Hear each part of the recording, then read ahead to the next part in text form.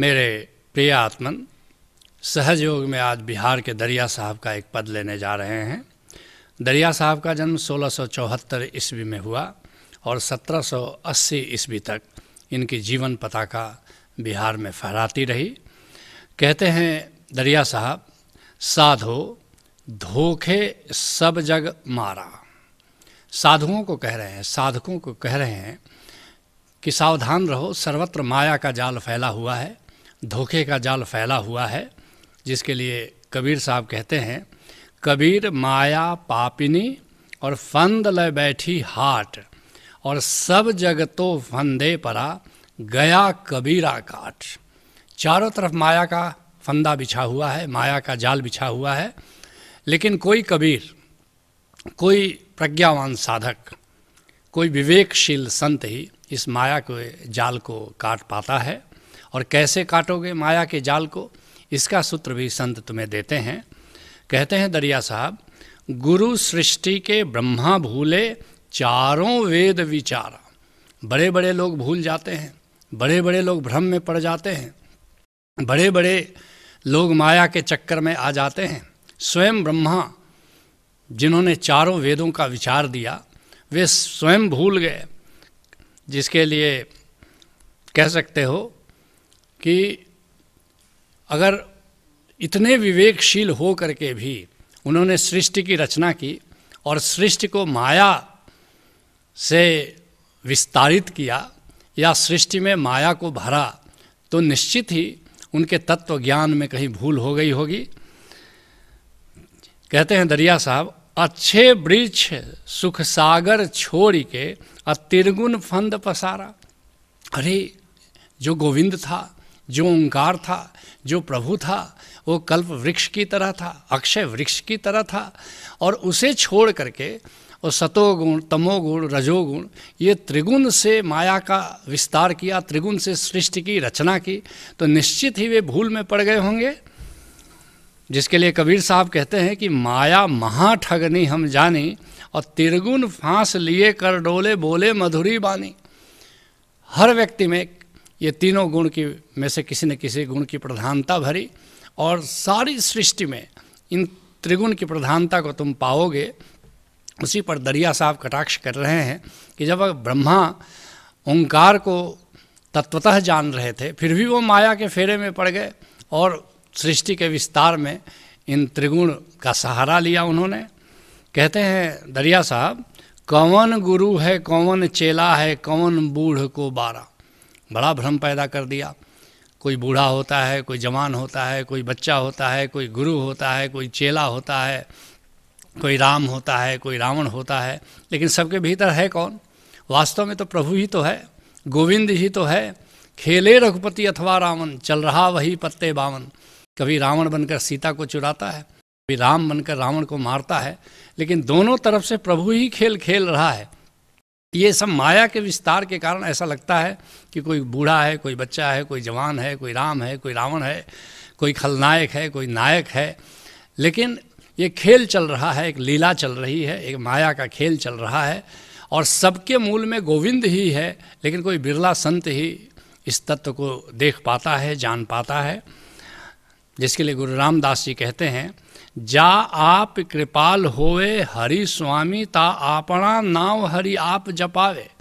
कोई सोचते हो कि कोई साधु बन जाता है, कोई चोर बन जाता है, लेकिन गुरु रामदास जी एक अद्भुत बात कहते हैं कि ये सब प्रभु की कृपा और प्रभु की माया का खेल है। जिस पर उसकी कृपा हो जाती है, स्वयं ही उसकी जीवन में वो सद्गुरु को भेजता है, स्वयं ही उससे अपना सुमिरन कराता है, और जिस पर उसकी कृपा नहीं होती है वही माया में भ्रमण करता रहता है, माया के जाल में वो फंस जाता है। जा आप कृपाल होए हरि स्वामी, जिस पर वो कृपालु हो जाता है गोविंद, ता आपना नाव हर आप जपावे। अपना नाम का सिमरन उससे वे स्वयं ही कराता है, और आपे सतगुरु मेल सुख देवे। स्वयं ही उसकी ज़िंदगी में किसी कामिल मुर्शिद को लाता है, पूरा गुरु को लाता है, और आपना सेवका आप हर भावे। और अपने सेवक को, अपने भक्त जनों को स्वयं ही वो भाता है। जिस पर उसकी कृपा होती है वही गोविंद के प्रेम में पड़ता है। कहते हैं दरिया साहब, आपे नाव केवट है आपे, आपे खेवन हारा। कहीं वो नाम बन जाता है, कहीं वो केवट बन जाता है, कहीं वो नाव बन जाता है।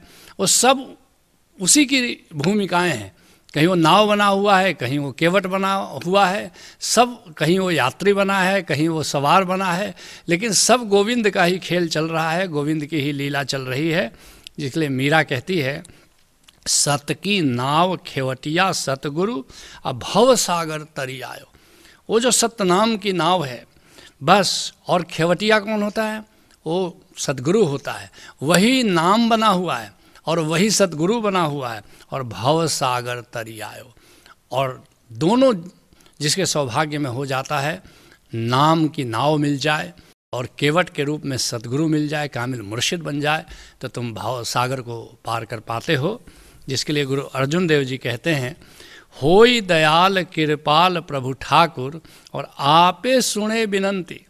जिस पर गोविंद कृपालु हो जाता है बस उसी वही प्रार्थना भी करवाता है और वही प्रार्थना को सुनता भी है, वही भक्त के हृदय में प्रेरणा देता है कि तुम प्रार्थना करो, और वही दूसरी तरफ से सुनता भी है। पूरा सतगुरु मेल मिलावे सब चूके मन की चिंती। और वही गोविंद अपने भक्त के जीवन में पूरा गुरु को लाता है, कामिल मुर्शिद को लाता है, और फिर वही उसकी सारी चिंता को मिटा भी देता है। कहते हैं दरिया साहब सतगुरु शब्द सत्य यह मानो। ये अद्भुत बात कह रहे हैं। चारों तरफ माया का जाल फैला हुआ है, चारों तरफ धोखा का भ्रम का जाल फैला हुआ है, मगर दो बातें सत्य है। एक सतगुरु सत्य है और ओंकार सत्य है। सतगुरु और शब्द, पूरा गुरु और ओंकार, ये दो बातें सत्य है।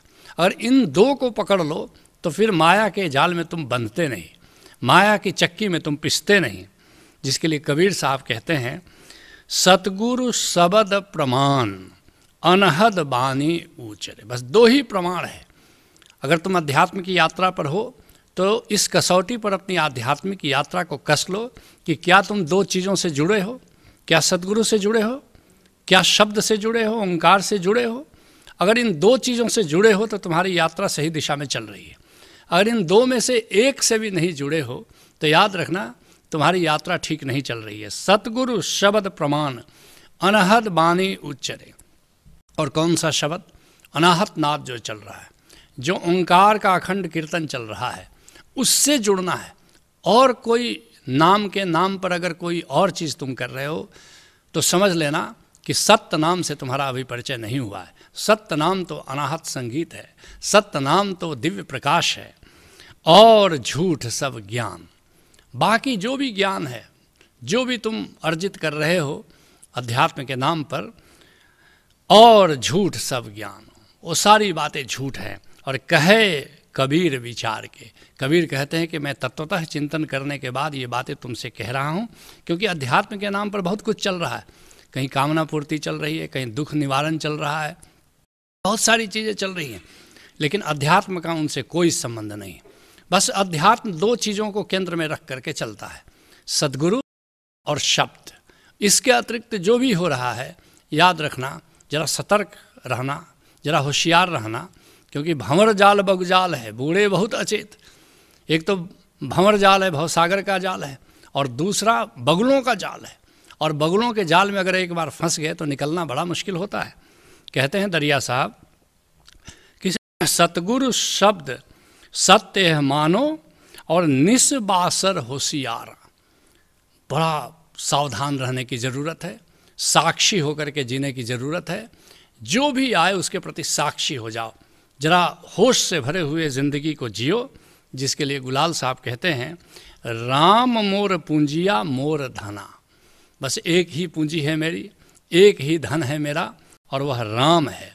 राम मोर पूंजिया मोर धना। राम नाम मेरी पूंजी है, राम नाम मेरा धन है। निस्बासर लागल रहुरे मना। रात दिन बस राम के सुमिरन में लगे रहो, और 8 पहर तह सुरति निहारी। और ऐसा नहीं कि घंटे डेढ़ घंटे ध्यान कर लिया, कि समाधि कर ली, कि सुमिरन कर लिया, नहीं। सांस सांस सुमिरे गोविंद। हर सांस गोविंद से जुड़ करके आनी जानी चाहिए। 8 पहर सुरति उस गोविंद में लगी रहनी चाहिए। कैसे लगे रहनी चाहिए? जस बालक पाले महतारी, जैसे बच्चे का लालन पालन माँ करती है, रात में सो रही है माँ और जरा सा बच्चा चिहुका, जरा सा रोया और माँ की नींद टूट जाती है। नींद में भी माँ का ख्याल बच्चे पर रहता है। जस पनिहार धरे सिर गागर, जैसे पनिहारिन है गागर में जल भर करके चलती है, चाहे बात भी करती है अपने सखियों से, लेकिन उसका ध्यान घड़े पर, उस गागर पर लगा रहता है। जैसे माँ का ख्याल हमेशा नन्हे शिशु पर लगा रहता है, ऐसे ही इस जगत में कुछ भी करो, उठो बैठो खाओ पियो, दुकानदारी करो, नौकरी करो, लेकिन ख्याल हमेशा गोविंद का चलते रहना चाहिए। तब समझना कि तुम्हारा सुमिरन ठीक चल रहा है। कहते हैं दरिया साहब, कहें दरिया चित चेत अचेत, अरे अचेत, अरे गंवार, जरा अपने चित्त में ख्याल लाओ, उस गोविंद के ख्याल के साथ जियो, उस गोविंद के सुमिरन के साथ जियो, जिसके लिए गुरु तेग बहादुर कहते हैं, अजहु समझ कछु बिगड़ो नाहिन, कोई बिगड़ी बात नहीं है, अभी तक भी कोई हर्जा नहीं हुआ, अभी तक भी कुछ बिगड़ा नहीं। जब जागे तभी सवेरा, सुबह का भूला अगर शाम को लौट आए तो उसे भूला हुआ नहीं कहते। आज से भी सावधान हो जाओ तो जीवन संवर सकता है, आज से भी सावधान हो जाओ तो ज़िंदगी निखर सकती है।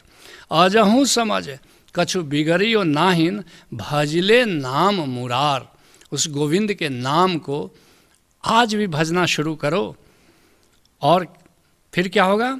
उतरहु भव जल पारा। कहते हैं दरिया साहब, कहें दरिया चित चेत अचेते, उतरहु भव जल पारा। अगर इस तरह गोविंद का सिमरन तुमने करना शुरू किया, हमेशा अपने चित्त को उसमें लगाना शुरू किया, तो तुम भव सागर को पार कर जाते हो। और यह भव सागर कहीं बाहर नहीं है, बाहर का संसार भव सागर नहीं है। ये जो तुम्हारा अंतर जगत है, जहाँ विचार चल रहे हैं, जहाँ उत्तेजनाएं चल रही हैं, जहाँ कामनाएं चल रही है, जो तुम्हारा कामनाओं का जगत है, ये जो भीतर का जगत है, समझ लेना यही भवसागर है। और मृत्यु की बेला में तुम यहीं फंस जाते हो। बस इसी को पार करके निराकार में पहुंचना है, इसी को पार करके जरा उस पार जाना है गोविंद के द्वार पर, जिसके लिए गुरु अर्जुन देव जी कहते हैं, चरण कमल जप सागर तरया, भवजल उतरे पारा, नानक शरण पूरन परमेश्वर, तेरा अंत न पारावारा। याद रखना, ये गोविंद के चरण कमलों को अपने हृदय में रख करके ही इस भव सागर को पार कर सकते हो। और इसका सरलतम तरीका है कि किसी कामिल मुर्शिद से जुड़ो, उससे नाम का ज्ञान प्राप्त करो, ओंकार के परम संगीत का ज्ञान प्राप्त करो, ओंकार के परम प्रकाश का ज्ञान प्राप्त करो, और उसको हृदय में धारण कर और फिर ज़िंदगी को जीना शुरू करो, और तुम देखते ही देखते बड़ी सरलता से भवसागर को पार कर जाते हो। यही सहज योग है। हरि ओम तत्सत।